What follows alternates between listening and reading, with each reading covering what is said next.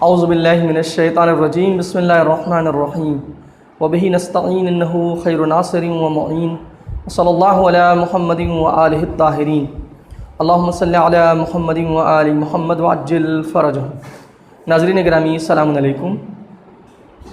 हमारा दर्स दीन क्यों ज़रूरी है, अक़ायद के मौजू में इस दर्स पर हमारी और आपकी गुफ्तगू हो रही थी और पिछले दर्स में हमने आपकी खिदमत में अर्ज़ किया कि इंसान की ज़रूरतें तीन तरह की हैं। बुनियादी तौर पे अगर ज़रूरतों को देखा जाए इंसान की तो वो तीन तरह की हैं।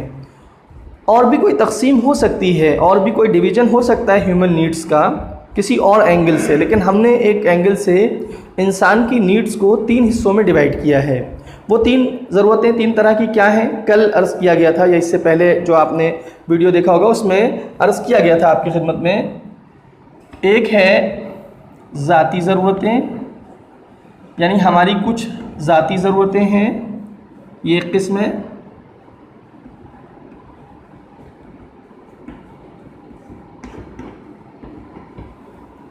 दूसरी किस्म कौन सी थी, याद है आप लोगों को, याद होगा आप लोगों को। दूसरी किस्म थी समाजी ज़रूरतें, यानी हमारी कुछ समाजी ज़रूरतें हैं। और तीसरी किस्म कौन बताएगा क्या थी, आप में से किसको याद है तीसरी किस्म? हाँ, तीसरी किस्म सही है आपका आंसर। तीसरी किस्म आली ज़रूरतें। ठीक है जी, एक बार हम रिवाइज करते हुए चलेंगे आगे ताकि पिछली बातें हम भूलने ना पाए। तो अब ये तीन तरह की ज़रूरतें हो गई हमारी, ज़ाती, समाजी और आली ज़रूरतें। अर्ज़ किया गया था आपकी खिदमत में कि आली ज़रूरतें कौन पूरी करता है। ज़ाती ज़रूरतें तो हम खुद कोशिश करके पूरी कर लेते हैं। समाजी ज़रूरतें आम तौर पे गवर्नमेंट पूरी करती है, एक हुकूमत, एक निज़ाम, एक सिस्टम, जो सिस्टम ऑफ गवर्नेंस होता है वो पूरी करता है। आली ज़रूरतें कौन पूरी करता है? आली ज़रूरतें क्या थीं, पहले तो ये बात कर लेते हैं, एक बार रिमाइंड करते हैं आली ज़रूरतें क्या थीं। आली ज़रूरतों में हमारे जहन में उठने वाले वो सवालात जो मारिफत से रिलेट करते हैं, कॉग्निजेंस से रिलेट करते हैं, यानी जिन चीज़ों का जानना हमारे लिए बेहद ज़रूरी है।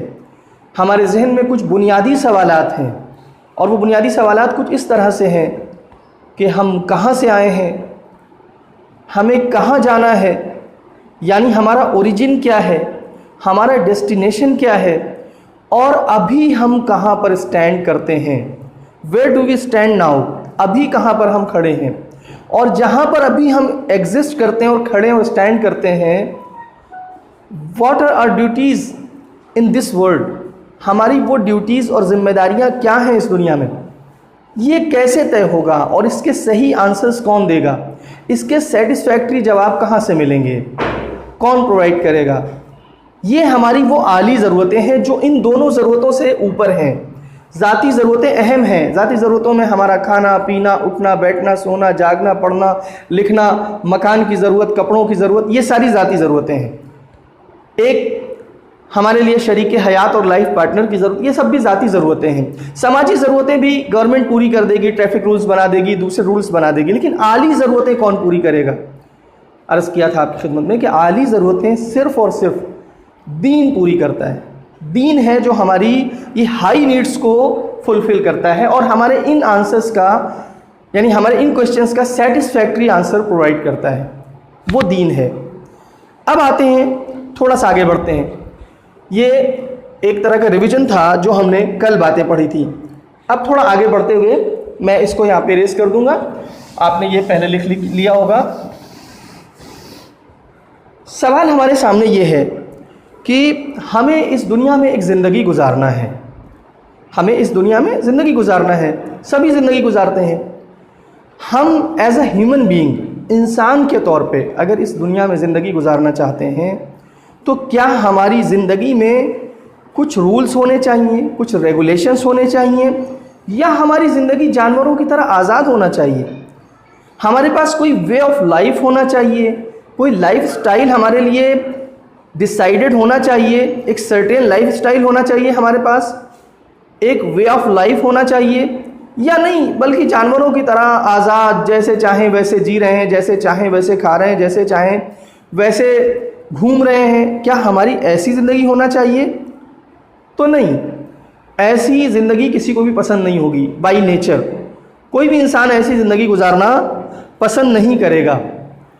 हमें एक ऐसी ज़िंदगी चाहिए, एक ऐसी ज़िंदगी चाहिए और उस ज़िंदगी जीने का ऐसा तरीक़ा चाहिए, ऐसा रास्ता चाहिए कि जिसके ऊपर चलकर हम कामयाब हो सकें। ये हर इंसान की फितरी ख्वाहिश है, हर इंसान की ये एक नेचुरल डिज़ायर है। हर इंसान चाहता है कि हम एक ऐसे रास्ते पे चलें इस दुनिया में कि हम कामयाब हो जाएं, हमारी ज़िंदगी कामयाब हो जाए।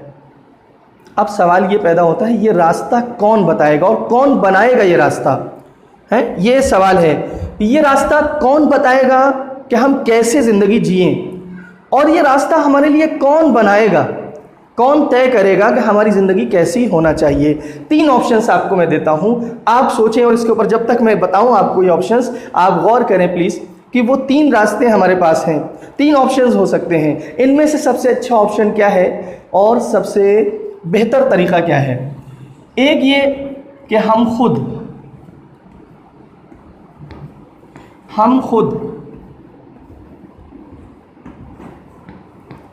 अपनी ज़िंदगी का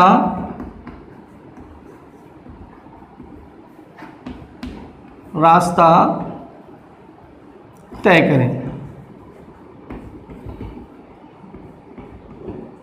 हम खुद अपनी ज़िंदगी का रास्ता तय करेंगे, चूज़ करेंगे हमें कैसे जीना है, हमें कैसे खाना है, हमें कैसे पहनना है, हमें क्या खाना है, क्या नहीं खाना है, क्या पहनना है, क्या नहीं पहनना है, कहाँ जाना है, कहाँ नहीं जाना है, किसके पास बैठना है, किसके पास नहीं बैठना है, कहाँ उठना है, कहाँ नहीं उठना है, ये सब हम खुद तय करें।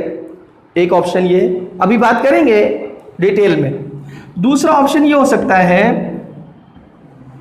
कि समाज का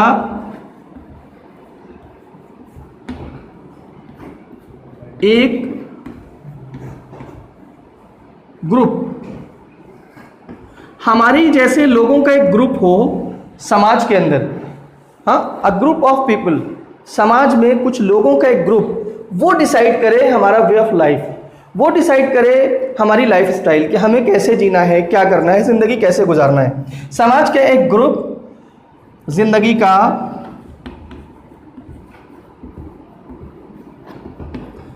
रास्ता डिसाइड करें, ठीक है, ये दूसरा ऑप्शन है। अच्छा, अब तीसरा ऑप्शन मैं देता हूं आपको। तीसरा ऑप्शन, हम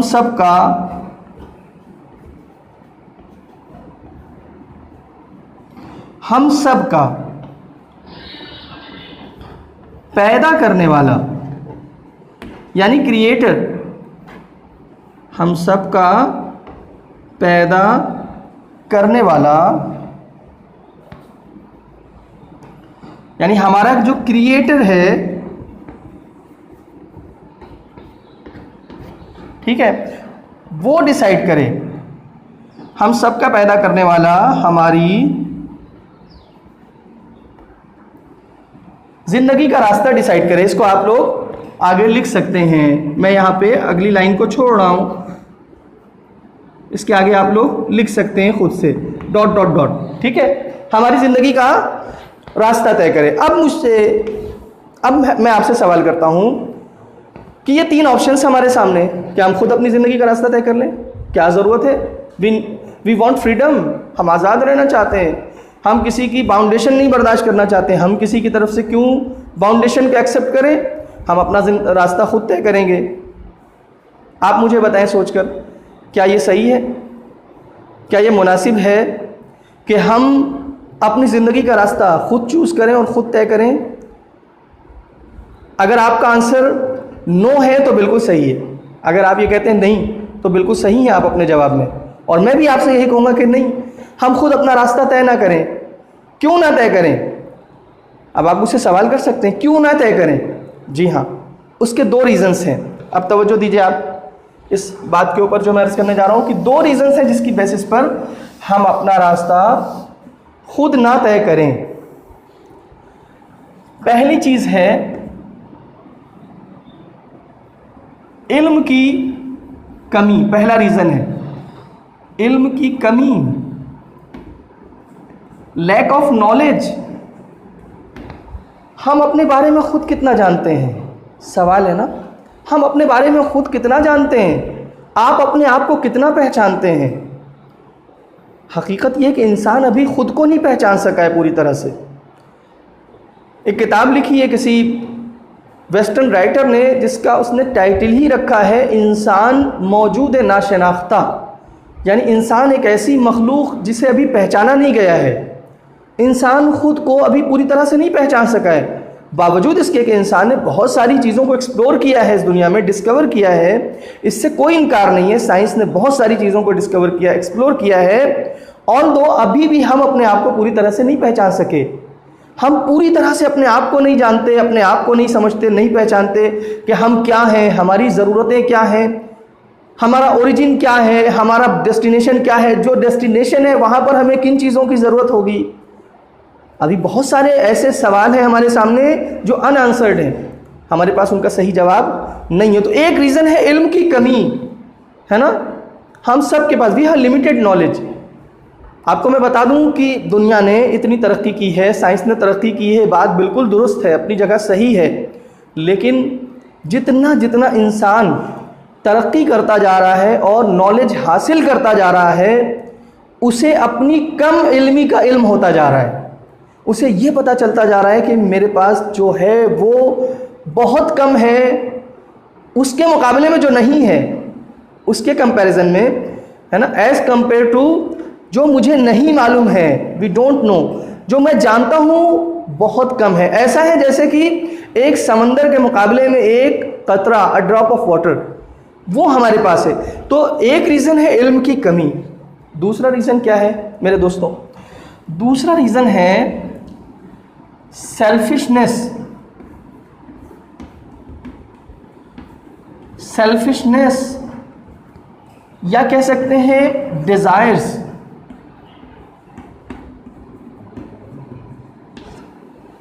एक और रीज़न है कि हम अपने लिए खुद लाइफ स्टाइल और वे ऑफ लाइफ ना तय करें, क्योंकि हमारे अंदर एक सेल्फिशनेस पाई जाती है, एक हमारे अंदर डिज़ायर्स पाई जाती हैं, और जिसके नतीजे में क्या होता है कि हम वो कानून बनाना चाहेंगे अपने लिए कि जो हमारी डिज़ायर्स को फुलफ़िल करता हो, चाहे भले ही उससे हमारे कुछ दूसरे नुकसान होते हों, लेकिन उससे हमारी डिज़ायर्स फुलफ़िल हो जाएं, मेरी ख्वाहिश पूरी हो जाए, मेरा दिल जो चाहता है मैं वो कर लूँ, बस मेरी डिज़ायर्स और मेरी सेल्फिशनेस जो है वो पूरी हो जाए, भले ही मुझे कुछ दूसरे नुकसान हो जाएं।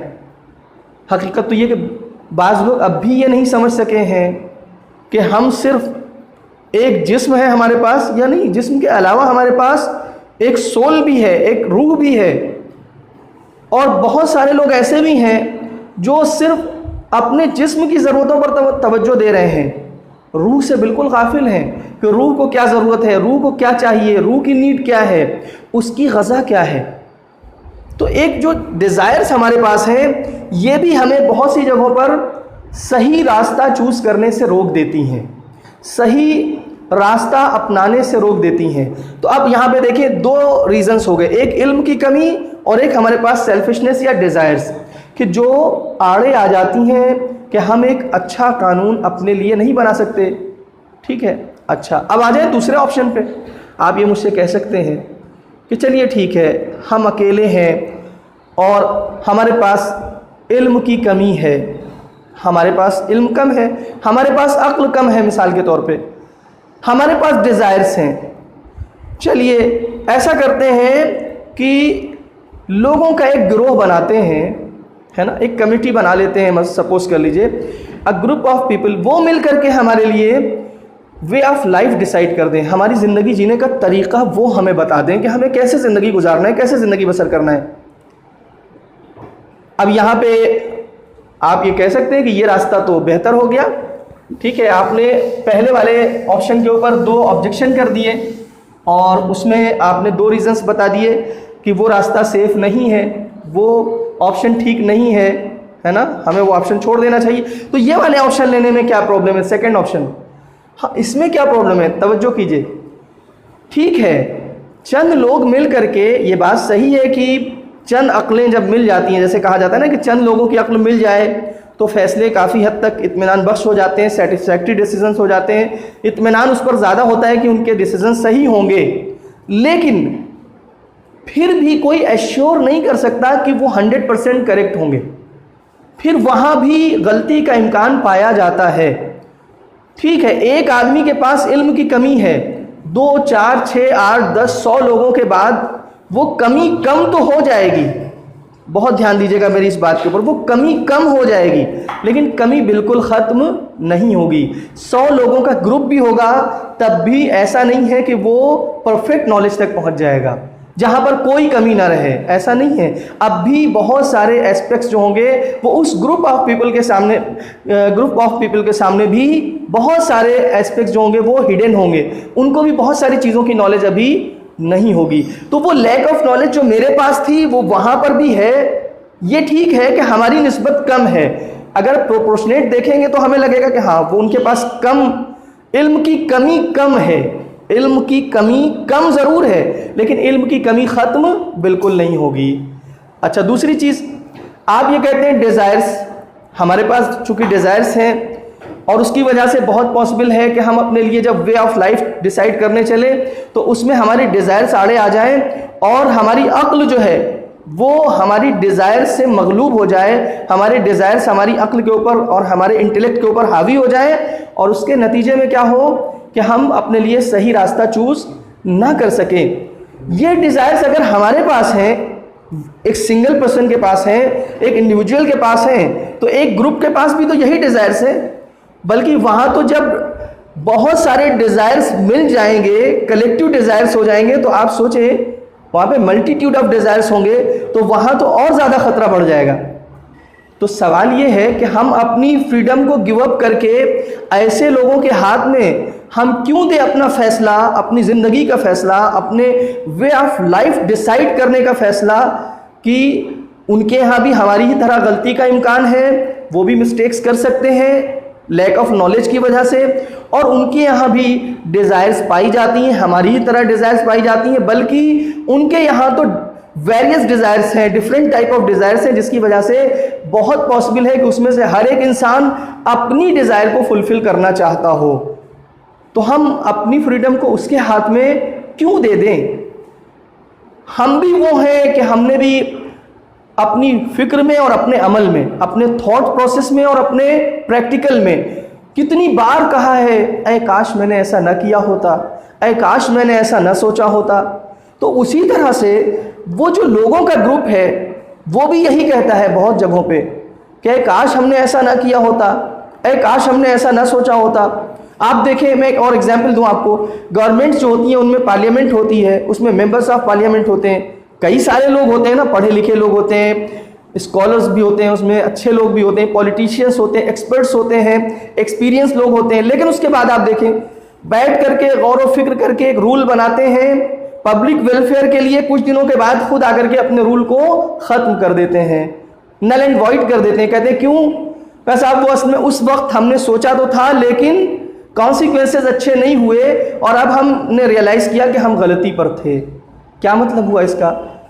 तो जब हमारी इस नॉर्मल लाइफ में, जो हमारी ये मटेरियलिस्टिक लाइफ है, इसके अंदर चंद लोग मिल करके, मेंबर ऑफ पार्लियामेंट मिसाल के तौर पे उसके अंदर 300 सीट्स हैं, मिल करके जब रूल्स बनाते हैं उसमें गलतियां कर जाते हैं, तो अब ऐसा अगर रूल बनाना हो कि जिसमें हमारी ज़िंदगी ऐसे गुजरे कि यहाँ से लेके अगर कोई ज़िंदगी हेयर आफ्टर में है तो वो भी सिक्योर और सेफ हो, तो अब ऐसी सूरत में हमें किस पर ट्रस्ट करना चाहिए? अब आपके सामने तीसरा ऑप्शन खुला हुआ है। इस तीसरे ऑप्शन के ऊपर आप गौर करें अगले लेक्चर तक, ये आपके लिए होमवर्क है। अगले लेक्चर तक आप इसके बारे में गौर व फिक्र करें, सोचें कि क्या ये तीसरा वाला ऑप्शन कि हम सबका पैदा करने वाला या क्रिएटर जो है वो हमारे लिए वे ऑफ लाइफ डिसाइड करे, हमारी ज़िंदगी के कानून बनाए और उसके नतीजे में हमारे पास एक बेहतर कानून हो ज़िंदगी बसर करने का। अब इस पर गौर करिएगा कि परवरदिगार के अंदर कौन से ऐसे एट्रीब्यूट्स हैं, कौन से वो सिफ़ात हैं कि जो हमें इस बात के लिए यकीन दिलाते हैं कि हमारा अगर कानून हमारी ज़िंदगी का परवरदिगार बनाएगा तो वो कानून सबसे बेहतर होगा। मैं यहीं पर बात को रोक रहा हूँ। इंशाअल्लाह अगले लेक्चर में आपसे फिर मुलाकात होगी। जब तक आप इस मसले के ऊपर गौर करें। वस्सलामु अलैकुम वरहमतुल्लाहि वबरकातुहू।